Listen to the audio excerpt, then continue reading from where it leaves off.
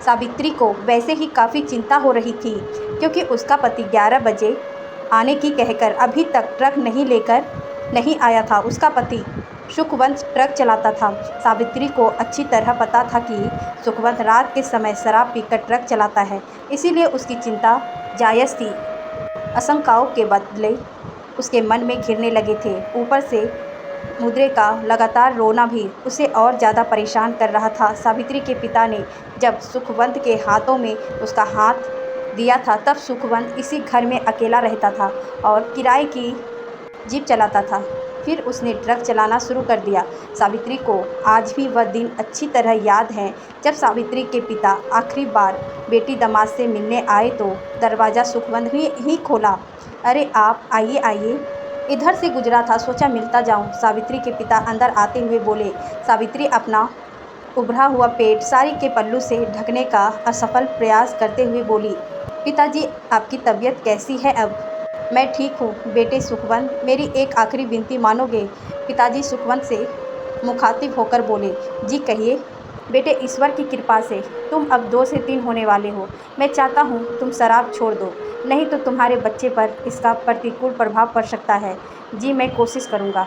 दृढ़ निश्चय करोगे तो कोशिश सफल जरूर होगी। अच्छा मैं अब चलता हूँ, पिताजी खाट से उठते हुए बोले। मैं वचन देता हूँ कि अपने बच्चे को अच्छे संस्कार देने के लिए शराब को अब कभी हाथ नहीं लगाऊंगा। सुखवंत पिताजी के साथ बाहर आते हुए बोला। दरवाजे की संखल जोर से बजी। सावित्री की तंत्रा भंग हुई और वह अतीत से बाहर आई। मुद्रा अभी भी रो रहा था। सावित्री ने दरवाज़ा खोला। दरवाजे पर एक पुलिस कांस्टेबल को देख वह घबराई। हिम्मत करके पूछा, क्या है भाई? ट्रक चालक सुखवंत का घर यही है क्या?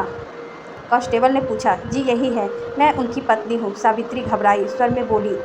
आपके पति का ट्रक नदी में गिर गया जब वह पुल पार कर रहे थे, तो अधिक नशे के कारण ट्रक से कंट्रोल खो बैठे। उनकी लाश थाने में रखी है, सुबह आकर ले जाना। कांस्टेबल इतना कहकर चला गया। हे भगवान! सावित्री जमीन पर पछाड़ खाने लगी। हाथों की चूड़ियाँ स्वतः ही गोल दायरे का रूप छेड़ने लगी।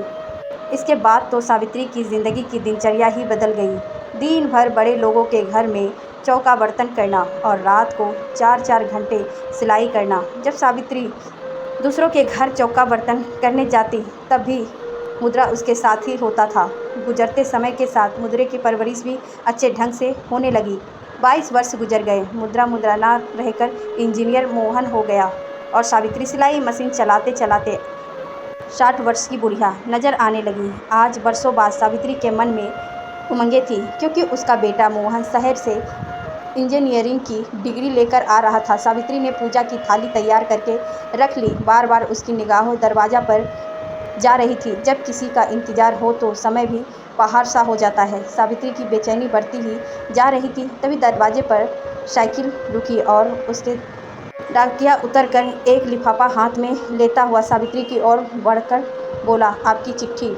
डाकिया चला गया। सावित्री हैरान से लिफाफा देखती रही, फिर उसे खोलकर एक पत्र निकालकर पढ़ने लगी। लिखा था, पूजनीय माँ चरण स्पर्श, मेरा आना अभी नहीं हो सका, इसके लिए शर्मिंदा हूँ। मुझे शहर के एक बहुत बड़े बिल्डर के यहाँ अच्छी नौकरी मिल गई है, साथ ही रहने के लिए फ्लैट और कार भी। माँ, इससे ज़्यादा तुम्हें यह जानकर खुशी होगी कि उनकी लड़की से मेरी मंगनी हो गई है और 10 दिन बाद शहर के एक शानदार होटल में हमारी शादी है। मैं बाद में तुम्हारी बहू के साथ तुमसे मिलाने ज़रूर आऊँगा। कब आऊँगा यह पत्र द्वारा सूचित कर दूँगा। अपना ख्याल रखना, तुम्हारा बेटा मोहन। पूरा पत्र पढ़कर सावित्री के चेहरे पर एक रंग आया और चला गया। फिर वह ज़ोरों से हंसने लगी। तब तक हंसती रही जब तक फूटकर रो ना पड़ी।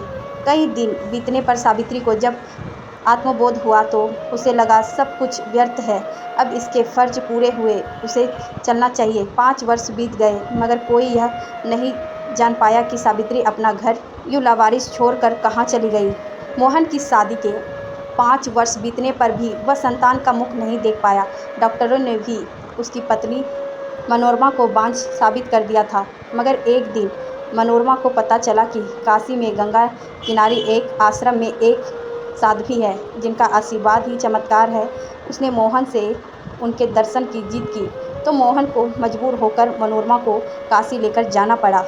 काशी जाकर जब मोहन मनोरमा के साथ उस साध्वी के आश्रम में पहुंचा तो उन्हें पता चला कि साध्वी अपने विशेष पूजा ध्यान के पक्ष में है। तब तक मनोरमा ने इंतजार करना उचित समझा, लेकिन मोहन समय की बर्बादी बेकार समझ मनोरमा के साथ सीधा साध्वी के विशेष पूजा कक्ष में पहुंच गया। वहां साध्वी दरवाजे की ओर से पीठ फेरे ध्यान मगन बैठी थी। मोहन वही कक्ष में एक तरफ पीछे कालीन पर बैठ गया।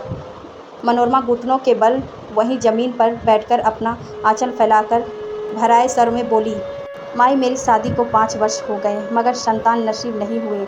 दुनिया बांझ कहती है। मैं आपके पास बड़ी उम्मीद लेकर आई हूँ। अपने आशीष से मुझे ममता का वरदान दे दो माई। क्या करोगी बेटी ममता का वरदान लेकर? यह संतान बड़ी निर्मोही होती है। साध्वी का डूबा सा स्वर भरा। मोहन इस आवाज़ पर थोड़ा पहले तो चौंका मगर फिर सामान्य हो गया। ऐसा मत कहो माई, बड़े भरोसे के साथ आई हूँ आपके पास। मनोरमा गिड़गिड़ाई। पति के पापों का कुछ तो पश्चात देना ही होगा पुत्री। तुम संतान का मुख नहीं देख सकोगी। साध्वी की वही डूबी आवाज़ उभरी। ऐसा श्राप मत दो माई, मेरे पति निष्पाप हैं। मनोरमा के इतना कहते ही साध्वी ने अपना चेहरा घुमाया और ठीक मनोरमा के सामने मुख करके बैठ गई। उसके चेहरे पर नज़र फेरते ही मोहन मुँह से यकायक निकला, माँ तुम? माँ ये क्या कह रहे हैं आप तो कहते थे कि आप अनाथ हैं। आपके माता पिता एक दुर्घटना का शिकार हो गए। आपने मुझसे ऐसा क्यों कहा? मनोरमा ने मोहन से कहा तो उसकी नज़र झुकती चली गई। सावित्री फीकी मुस्कान के साथ बोली, तुम माँ को भले ही चेहरे से पहचानो मगर माँ अपने बच्चों को आहार से पहचानती है। मैंने तुम्हें शहर में रहकर अच्छी से अच्छी शिक्षा पाने का अवसर दिया मगर अफसोस तुम संस्कार याद नहीं रख सके। मैंने तुम्हारी 3 माह की उम्र से ही तुम्हें अकेले पाला और पिता की कमी महसूस ना होने दी।